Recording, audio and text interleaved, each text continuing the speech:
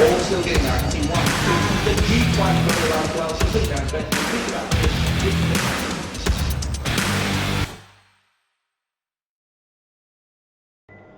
Hi everyone, John McLeod from Macbet. Just going to go over how we went on Eagle Farm on Saturday and how this track played. As far as the track, like we mentioned in the morning of the podcast, we said there's going to be strong wind down the side of the track, and that wind really played havoc with a lot of the races, and the format of out of a lot of these races are going to be a concern. So you've got to, be able to, wheel and deal with these results and try to work out, okay, which has been affected more, and the sectionals, you just nearly have to forget about them because they nearly would turn on their head in a lot of races anyway. We finished up having a fair day just because of one horse that I was mentioning on the podcast that I really liked one. I didn't actually say who it was, but I did say that we had it fairly short and it was going to make it around the $4 mark in one of the races that we were talking about. And if you got the sheets, you would have known, because it was only the one horse that we put some units on in that race. So hopefully everyone got on. It was good odds around the $10 or $12 mark, so it was a nice result. Going through from the first race to the last, this race, I sort of mentioned that Garibaldi would win if it could return on its first two runs, but whether it needed a spell or not, that was what I was concerned with. You can see our price going on his first two runs. We had it very short, but if we gave it what it went recently, we'd have it a lot longer than that. It went okay without being flash. It should have put that field away. It came down the right part of the track. I think the inside part of the track was playing a bit off because there was too many horses sitting three wide with no cover that were fighting on. And in some races, they were facing the breeze, so it had to be no good out wide, inside. It had to be no good on the fence. So that 1-2 lane, maybe even the third lane, was a little bit suspect. It's definitely 1 to 2. And in this race, the favourite Garibaldi come in the right part, and Broken Harrows was able to peel off his back and beat him. I was just a bit disappointed in myself not thinking that was the case after this race, because as you can see, the sectionals, they went 5.5 lengths slow for the first bit. Now, you could have actually definitely taken that as being into the wind, and that's why it was so slow. And then the last section, they've got home pretty fast. Or you could sort of say that it was a bit of wind, and maybe the reason why the back markers were able to get home in that really good sectional was the fence horses were stopping because they couldn't get through it, and the out wide horses were coming in the better part of the track. If I would have made that decision then, we would have been, a few races later in the day would have been a help, but the one I liked, it may have not been a help. So, sometimes the devil you don't know is better. So anyway, in this next race, we threw something on Champagne Vega and Stardome in this race. I thought they both had chances. We had a Quinella and everything. We knocked off around, we knocked off 1,000. We're doing 1,400 after this. We were wrong with Humboldt Current, but it came from about midfield back, and came in the right part of the track. So again, it was in that inside part was no good. Third race, we threw something on Elixir and Plenty. Now, if I was humming and ahhing about the fence here, that's why we sort of backed off on Elixir. And Plenty, you can see our price at $5 and $5.50. There's not a lot of difference here. We shouldn't have been really playing into it. I did throw something on it, but what was getting me in was it's going to come in the right part of the track and the speed horses up front. And so I probably read a bit too much into this, because I stepped the pace up to help it. If I stepped it up a bit more, it comes in really short. But that's really strong pace, an 8 race for us. So it would have made Elixir go out to around market as well. So it was one way you were going to be on both. and the other way you're pretty much going to be steaming into plenty. You know, if you really step the pace up. As it turned out, you know, we won something on it because I just couldn't make a decision on the two of them. Next race, what do we do here? I took Quinellas pretty much with Emma Cedar, Aringi Springs, and Heritage Sash. I thought the pace of the race was not going to be real strong. I thought by this stage they'd be getting away from the fence. They really didn't. You know, some of them did, some of them didn't. I think Heritage Sash, Stuart was pushed back onto the inside part.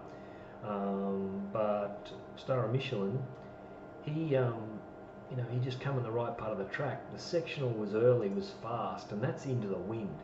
So it's actually faster than that down the side. So, you know, Star of Michelin was suited by the way the race was going to being run with the sectional, which is against what I thought it was going to be. I thought it was fairly slow, and he came in the right part of the track. So that's the reason why Star of Michelin was able to do it fairly easily. All in all, I actually backed Heritage Sash the place in the morning. I thought it was going to be in the perfect spot, you know, first, second or third, and he got himself into trouble. So we knocked off around 1200 in that race, so we're doing about 1800 after that. This next race, this is the race we were talking about on the podcast.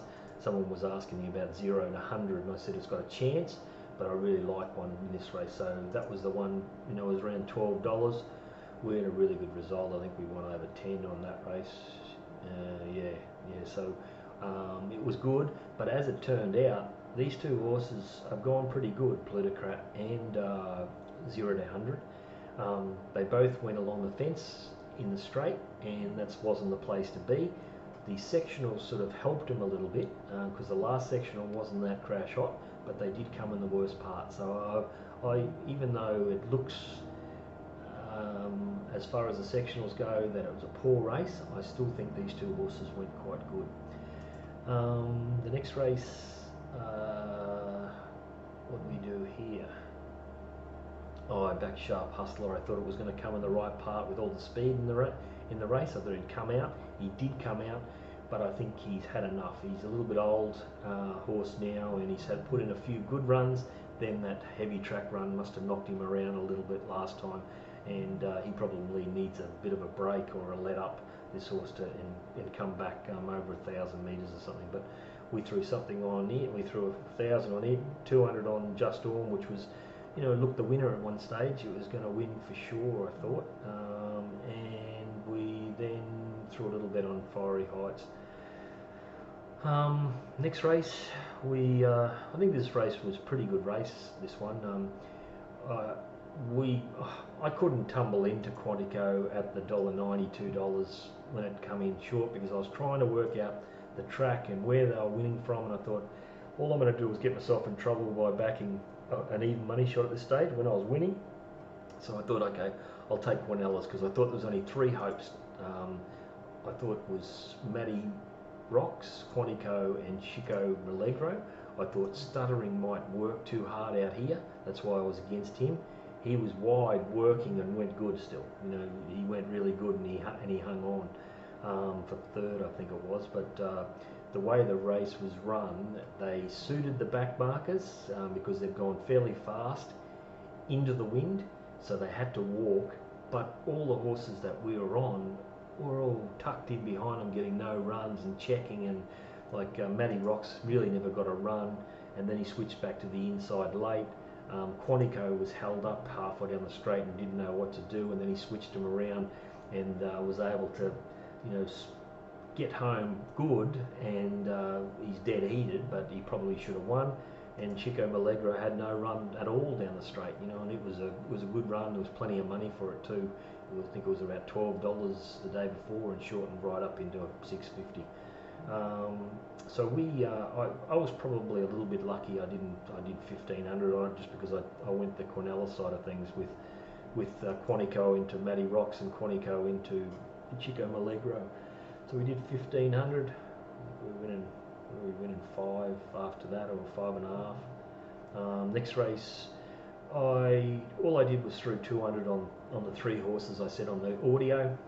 Everyone's pretty much getting them now if you're on a package deal. But the 3 horses were Gresham, Sir Barnabas, and the Kingdom. And the Kingdom was able to get up and win something.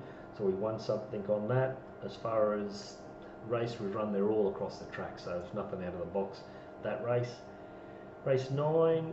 This race was interesting because I kept on thinking Jamaican Rain was going to be a bit of an annoyance here to Soup Winder and Jemmy Lady and these horses, but Jamaican Rain, he sort of jumped in the air in the start and was just a bit slow out, so he finished up back here. Jemmy Lady went forward and Soup Winder was just happy enough to take a sit, so they didn't, they weren't going that fast. And Jemmy Lady went good. I think, on our figures, she's gone about 3 lengths better than she's ever gone in that race. So that's why we couldn't actually get her close enough in the market. You can see our price, we had at $17, so we were totally out there. Speed of the race, we had it on the faster side than the slower side, and that was wrong. We threw something on Mutijaya. We thought it would run on, it switched back to the inside, so that wasn't the best. Had a couple of little bets on In Good Time and River Race and did our money there. So, but we finished up having a fair day. We went around the 6 mark, so that was a good day, and hopefully everyone else got home and won something. I think Hong Kong yesterday was quite good.